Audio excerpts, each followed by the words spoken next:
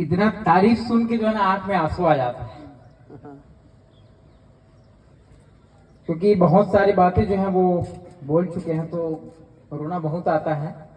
तो सबसे पहले आप सभी का धन्यवाद है, और धन्यवाद है उस प्रकृति का जिनके कारण से, जिनके सिचुएशन से आज हम सभी यहाँ पास बैठे हैं और एक ही छत के नीचे जो है सारे गुरुओं का आशीर्वाद हमको मिल रहा है।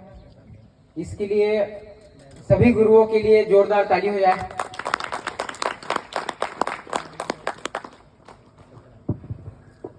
स्टोरी थोड़ा सा शेयर करूंगा सर।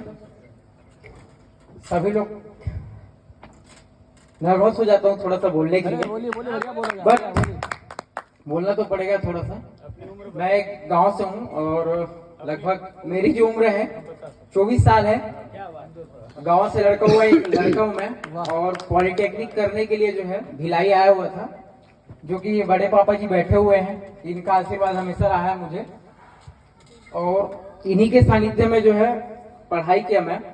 उसके बाद में 3 साल पढ़ाई करने के बाद में मेरी स्थिति ऐसी थी कि मैं क्या करूं, है ना। सभी की स्थिति ऐसे हो जाती है कि क्या करना चाहिए आगे फ्यूचर को लेकर के।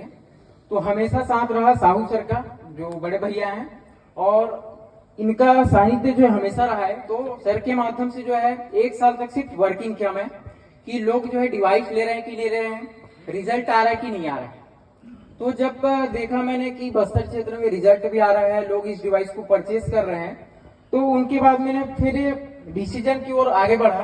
तो साथ में हमारे बाबूजी का बहुत ही आशीर्वाद मिला, उनके माध्यम से जो है राव सर हैं, इनके लिए जोरदार ताली चाहूंगा।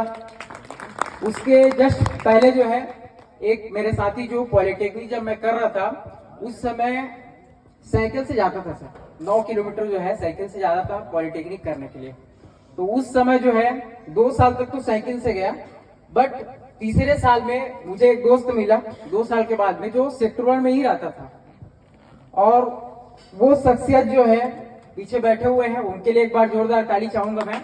अनुज सातनकर सर हैं, जिन्होंने देखा कि मैं साइकिल से जा रहा हूं, तो उन्होंने मुझे बोला कि यार साइकिल से आप जाते हो तो मुझे अच्छा नहीं लगता। तो मेरे पास ऐसी स्थिति थी कि 50 रुपए पेट्रोल के लिए मैं सोचता था उस समय, ये स्थिति थी। तो अनुज सर जो है साथ में अपन लेके जाते थे, वो पेट्रोल डलाते थे, उनकी गाड़ी जो है मैं ड्राइव करके जाता था।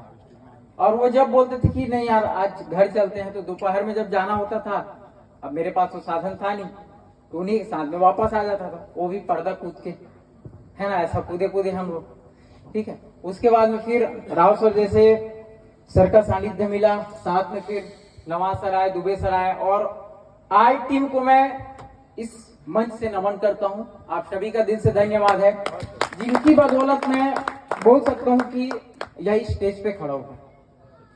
और क्रॉस लाइन, ये लाइन वो लाइन कुछ नहीं होता है, सभी का सानिध्य रहता है, सभी का सहयोग रहता है। इस कारण से आज हम एक साथ एक मंच पे बैठे हुए हैं।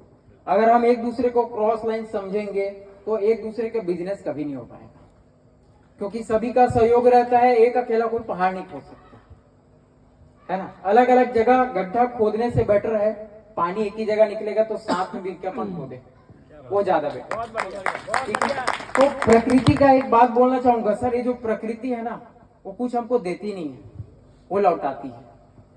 तो इसका जो है जो सीखा हूं मैं, देवेंद्र साहू सर भी बैठे हुए यहाँ पास में, जिनका ये वर्ड था कि प्रकृति देती नहीं है लौटाती है। तो इसका एक नॉर्मल सा है, आप शायद सुने भी होंगे कहानी के तौर पे। एक आम का बगीचा रहता है, तो बगीचे में जो है वो जो आम है तो उसको देखता है मेरी आंखों ने देखता है, ठीक है।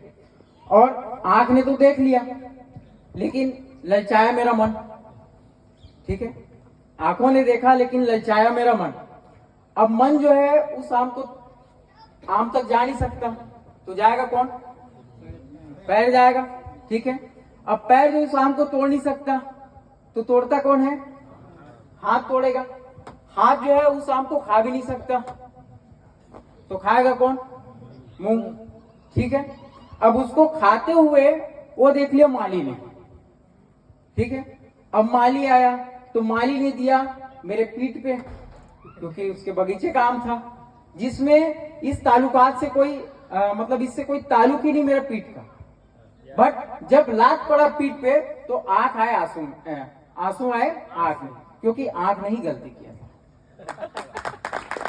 क्या बात है, बहुत शानदार। तो यही है कि प्रकृति देती नहीं है, लौटाती है। और आप सभी से निवेदन है कि दिल से आप सभी का जो है धन्यवाद करते जाए, आशीर्वाद लेते जाए। और जो प्रोसेस है वो तो प्रोसेस से सभी को गुजरना पड़ेगा।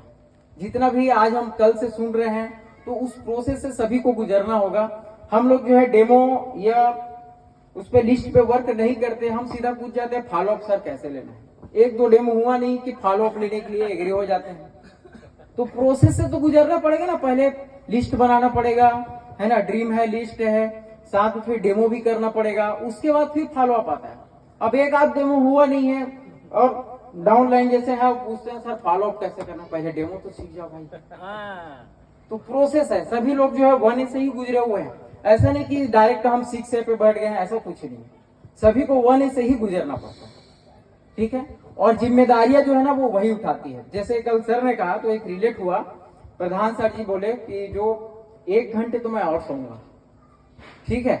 तो मैं अपने आप को जो है ना ऐसा उठाता हूँ जिम्मेदारी भरा कि अगर आपको जिंदगी भर ऐसा आराम करना है, सोना है ना, तो आज तो उठना पड़ेगा। मैं रोज ऐसा करके अपने आप को उठाता हूँ कि विक्कू अगर जिंदगी भर ऐसी सोना है, आराम करना है ना, तो आज तो आपको उठना पड़ेगा, ठीक है। और साथ ही साथ लास्ट में एक वर्ड बोलना चाहूंगा मैं, उसे अपनी वाणी को विराम दूंगा मैं। आज जितना भी हम सुने हैं, कल से सुन रहे हैं, किसके दिमाग में कितना जा रहा है, लिख रहे हैं नहीं लिख रहे हैं, ये सब कोई मायने नहीं है जब तक हम इम्प्लीमेंट नहीं करेंगे। आप सभी का धन्यवाद, थैंक यू।